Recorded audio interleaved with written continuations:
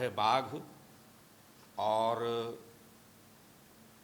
असल में इसमें एक सीरीज़ की कविताएं हैं, या कहें कि एक कविता है।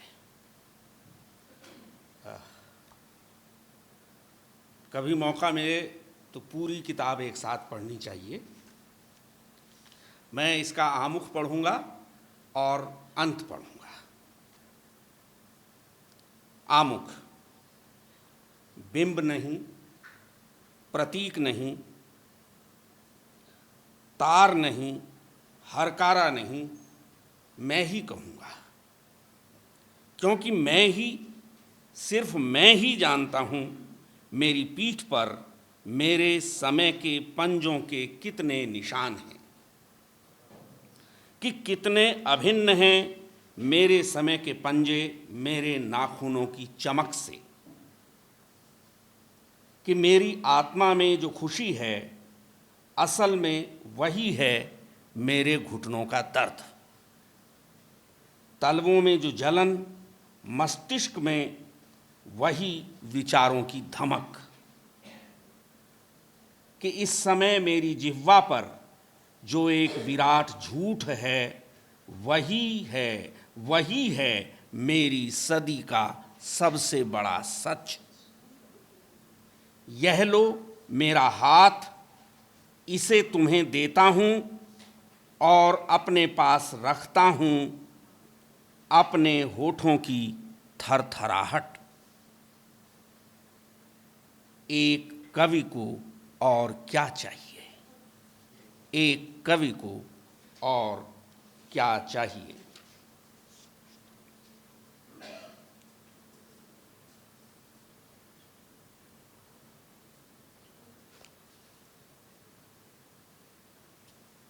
छोटे छोटे अंश हैं जरूर ही। 20वां अंश। और अगले दिन शहर में फिर आ गया बाघ। इस बार दिन दहाड़े एक सुंदर आग की तरह लपलपाता हुआ बाघ, न कहीं डर न भय। सुंदर बाघ एक चलता फिरता जादू था जिसने सबको बांध रखा था।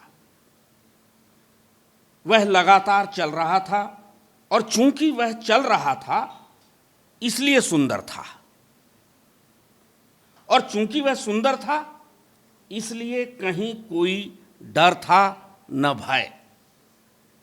प्रार्थना में बाघ था, बच्चे स्कूल में पढ़ रहे थे बाघ, लोग आराम से बाघ खा रहे थे, बाघ पी रहे थे, माचिस के अंदर चाय की प्याली में टीवी के स्क्रीन पर चल रहा था बाघ। किसी ने देखी सिर्फ उसकी आंखें, किसी ने धारियां, किसी को दिख गए पूरे जबड़े, किसी को हिलते हुए मांसल पुट्ठे।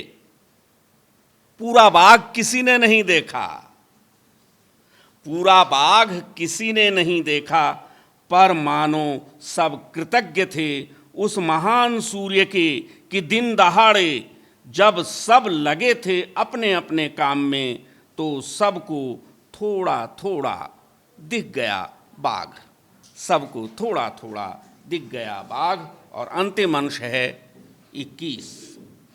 मित्रों, इस तरह ऋतुचक्र पूरा हुआ, और चक्र में सिर्फ एक गति होती है जो चलती ही रहती है निरंतर, चक्र के चक्र होने के विरुद्ध। अब इसमें बाघ आ गया तो आ गया, उसका मैं कुछ नहीं कर सकता था सिवा गोली मार देने के, और वह मुझे मंजूर नहीं था, क्योंकि उसका आना एक सूचना है कि हवा अभी है और पानी कहीं उसी तरह बह रहा है। पर मित्रों, बाघ ही तो है। कहते हैं सदियों पहले वह एक शाम आ गया था वैयाकरण पाणिनि की भाषा की कुटी में। एक प्रसंग आता है, पाणिनि वन में जा रहे थे, सामने से व्याघ्र आ गया। उन्होंने जितने शब्दों की जेनेसिस पर, व्युत्पत्ति पर विचार किया था, उनमें से एक नया शब्द उन्हें सूझा, व्याघ्र, कि अरे इस शब्द की व्युत्पत्ति पर तो मैंने आज तक विचार किया ही नहीं। और वे उस शब्द की व्युत्पत्ति पर विचार करने लगे और वह व्याकरण पाणिनि व्याघ्र की तरफ चलते चले गए, उसे ये समझाने के लिए कि तेरे इस नाम व्याघ्र की व्युत्पत्ति क्या है। और इसके बाद आप समझ सकते हैं क्या किया गया होगा और क्या हुआ होगा, क्योंकि उसके बाद तो जो करना था वो व्याघ्र को करना था, बेचारे पाणिनि क्या करते। तो पर मित्रों, बाघ ही तो है। कहते हैं सदियों पहले वह एक शाम आ गया था वैयाकरण पाणिनि की भाषा की कुटी में। कोई टटका सूत्र, कोई पुरातन भोजपत्र की, किसी पुरातन भोजपत्र की गंध से उलझ गया था, जिसे सुलझाते हुए बैठे थे वे कि बाहर सुनाई पड़ी गुर्राने की आवाज़। वैयाकरण ऋषि के लिए यह एक बिल्कुल नई समस्या थी, क्योंकि उनकी स्मृति में जितने भी सूत्र थे उनमें से किसी में वह आवाज़ अटती ही नहीं थी। सो वे बाहर निकले और बाघ की ओर उंगली उठाते हुए कहा, अशुद्ध, एकदम अशुद्ध बोलते हो। इसके बाद क्या हुआ? जनश्रुति यहीं चुप है, जनश्रुति यहाँ चुप है, पर उसके बाद उसमें एक बड़ा सा छेद है, जहाँ से एक तेज गुर्राहट के भाषा की कुटी में धीरे धीरे डूबने की आवाज़ देर तक सुनाई पड़ती है। अंत में मित्रों इतना ही कहूँगा कि अंत महज एक मुहावरा है। अंत में मित्रों इतना ही कहूँगा कि अंत महज एक मुहावरा है, जिसे शब्द हमेशा अपने विस्फोट में उड़ा देते हैं और बच रहता है हर बार वही एक कच्चा सा आदिम मिट्टी जैसा ताजा आरंभ।